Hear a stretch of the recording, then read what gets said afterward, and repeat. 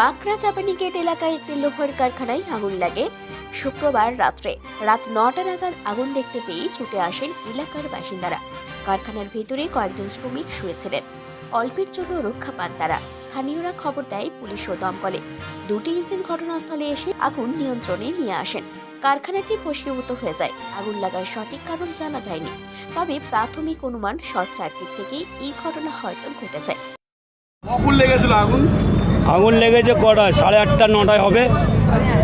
আমরা রাস্তার এপারে ছিলাম, আমার অফিস আছে, আমার অফিসের এপারে খবর আসলো, দেখলাম ধোঁয়া বার হচ্ছে। ওপারে গিয়ে আমরা কারখানায় লোক ছিল, 3টে লোক কারখানায় লোক ছিল, ওদের আমরা ডাকাডাকি করার পর ওরা বার হওয়ার পরে আমাদের ছেলেদের ঢুকতে দিচ্ছিল না আগুন নেওয়ার জন্যে। সেই জন্য আমার ছেলেদের বললুন তোরা মেন অফ করে দে, তোরা লাইন মেন অফ করে দে, বাকি পুলিশকে ফোন করে দে। আমার ছেলেরা ফোন করে পুলিশকে ফোন করে দিল, কারখানার মালিককে ফোন করে দিল। কারখানা ছিল ওটা লোহার কারখানা ছিল, লেদার কাজ হচ্ছিল না, কাজ বন্ধ ছিল। লেবার লোকরা শুয়েছিল, লেবাররা ছুটি হয়ে গেছিল, লেবাররা শুয়েছিল। আগুন কী থেকে লেগেছে বলতে পারবো না, লেবাররা বলতে পারবে, আমরা এটা বলতে পারবো না কী থেকে আগুন। 3জন ছিল মনে হয়, দরমান নিয়ে 3জন ছিল। কটার সময় লাগলো এটা লেগেছে 8:30 পৌনে 9টার ভেতরে।